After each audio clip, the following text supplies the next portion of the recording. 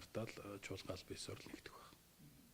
Ерөн зүгээр одоо жагсаалтын 28-аас 6-ыг нь хасаад тойрог руу нэмнэ, нийслэлийн тойргийг 6-аар нэмнэ гэсэн ийм хуулийн төслийг бас төвдөн дээр жишмийн санаачлаад явж байгаа юм байна. Засгийн газраас санал авсан байгаа юмнууд улсын хурлд орж ирэх шиг байна. Тэгэхээр хаврын чуулганы хамгийн ихэнд энэ асуудлыг хилцэх бол та ямар байр суурьтай байх вэ?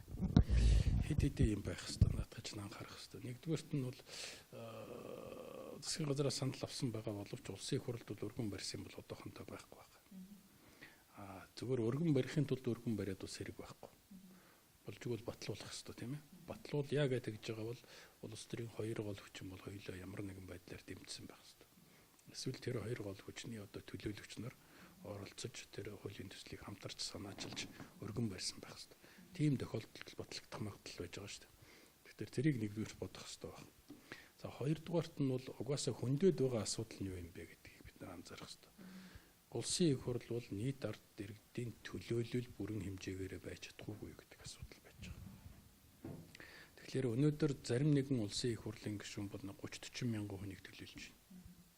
Зарим нэгэн хүн бол 70-80 мянган хүнийг төлөөлж байна. Зарим нэгэн хүн бол бүр 200 мянган хүнийг төлөөлж байна шүү дээ.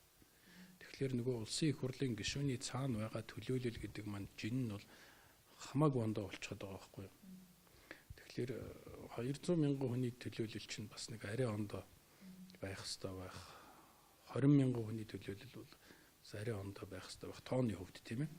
Тэгээ тэр утгаараа эдийн засгийн энэ улс төрийн шинжилгээ ухаанд ч гэсэн бас нэг тодорхой тооны дунд нэг төлөөлөгч байх хэвээр гэсэн нэг тоо яригдж байдаг л да. Ер нь бол 30-аас 50 мянга гээд анхад үндсэн хууль хэлэлцэж явах үед бол яригдчихсэн тоо бол тэр хавцаа байсан. Тэгээ тэрийгэд хангах шаардлагатай байгаа юм л да үнийг хэлгээд бол.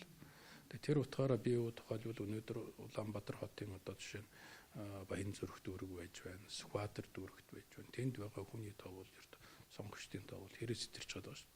Гишүүд нь бол үнэхээр одоо ахгүй. Тэгэхэд бол одоо жишээ нь дундговч байд юм уу, эсвэл одоо өөр дормговч байд юм уу төлөөлөл бол хамаагүй бага байх жишээтэй.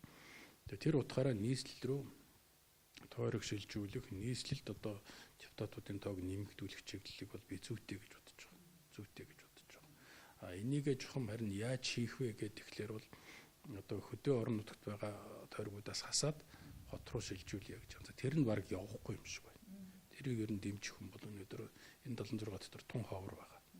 Тэгээ тийм тохиолдолд нэг жагсаалт гэж нэг сүрх юм байж байгаа шүү дээ. Тэр жагсаалтаас нь хасаад тойрог руу шилжүүлье гэсэн бас нэг юм санааг бол одоо тусгаал хуулийн төсөл өргөн бариад явж байна л да. Тэгээ энэ маань бол зүгээр ороод ирэх юм бол одоо би зүтгэл гэж хэлнэ. Гэхдээ энэ батлагдах магадлал бол зүгээр өнөөдөр миний харж байгаагаар бол том бага байгаа. Энэ улс төрийн бас нэг учир шалтгаан байгаа баах. Улс төрийн намууд чинь хаана хэн илүү их одоо тойрог ногдчихвэл миний шанс илүү вэ? Тэргээл янзаар бодож байгаа шүү дээ. Өөрөөр хэлэх юм бол цэвэр нөгөө сонгуулийн логикоор хараад байгаа болохоос биш.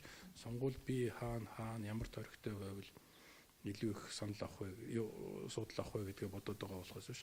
Нийт ард түмний төлөөлөл маань жиг тангагдж байна уу? Энэ маань жоохон юу болж байгаа вэ гэдгийг бол тэгж бодож байгаа. Арай жоохон алсыг харж том бодож байгаа хүмүүс бол өнөөдөр энэ их ховор харагдаад байна. Тэгэхээр хуулийг 6 сарын өмнө тэгэхээр саяны хэлэх гэсэн санаа бол миний 2 дахь санаа байж байгаа. 3 дахь санаа нь бол юм бэ гэхээр бол угаасаа энэ сонгуул гэдэг маань 4 жилд нэг удаа болдог. Төр засга төвхнүүлэн байгуулдаг шинээр ажил үүргийнхаа одоо дүн тайланг сонсдог нэг ийм л арга хэмжээ шүү дээ. Тэгээ энэний үр дүнд шинээр одоо улсын их хурл бүрддэг, шинээр засаг бүрддэг. Тэгээ энэ процесс нь өөрөө хууль номынхаа дагуу явах хэрэгтэй. Шинэ их хурл бүртгэж ямар нэгэн эргэлзээ байхал юм бол тэгэл тэр 4 жил өнгөрөө. Шинэ засаг бүртгэж нэг жоохон өчүүхэн ч гэсэн эргэлзээ байхал юм бол тэр засаг өнгөрөө. Тэгээ тэрий чин дагаа тэр 4 жил эдийн засаг нь байхгүй, нийгмийн амьдрал нь байхгүй, юунд байхгүй болчиход байна шүү дээ. Тэгээ өнгөрсөн одоо энэ их хурлууд, энэ амьдралууд бол энийг харууллаа шүү дээ. Тийм учраас шинээр бүрдэж байгаа улсын их хурлын тэр легитим шинж чанарыг хангана гэдэг бол юу юунаас чухал байгаа байхгүй юу? Энэ маань юу юм бэ гэхээр бол сонгуул ямар нэгэн маргаанг байх хэрэгтэй. Хил амгүй байх хэрэгтэй. Гэхдээ тэр маргаан гаргах, хил ам гаргах ямар нэгэн учир шалтгааныг л өнөөдөр энэ улс төрийн намууд, улс төрчд бол гаргахгүй байхыг л давхар бодож явах хэрэгтэй байхгүй юу? Тэр утгаараа сонгуульд өгчихсөн байхад ер нь бас нэг өмүүлээд байх шаардлага байна уу?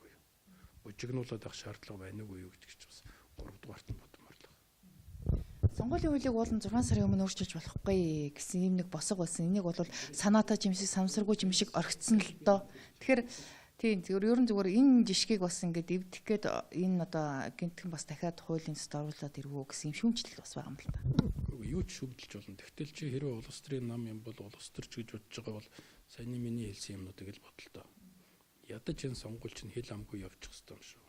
Тэгэхээр миний ярьж байгаа зүйл, миний хийж байгаа үйлдэл, манай намын баримталж байгаа байр суурь энэ сонгуулийг хэл амгүй явуулахад нь тус төхөн болох нь уу? Эсвэл гайд ярих гэдэг байна уу гэдгийг чинь эрхвэж бодох хэрэгтэй байхгүй юу? Ийм шалгуураар л хандмаар байна л да. Энэс өнөө маргааш нэг 2 судал илүү авах, 3 судал илүү авах тэрийг л тарих толгоонд бичиж байгаа тэрүүнтэйг өрсөлдөд байна гэдэг чинь бол энэ төрийн чинь хэвэрхшүүлээд энэ имиж нь урагш нь явуулахгүй байна шүү дээ. Тэгэхээр энийг айгүй сайн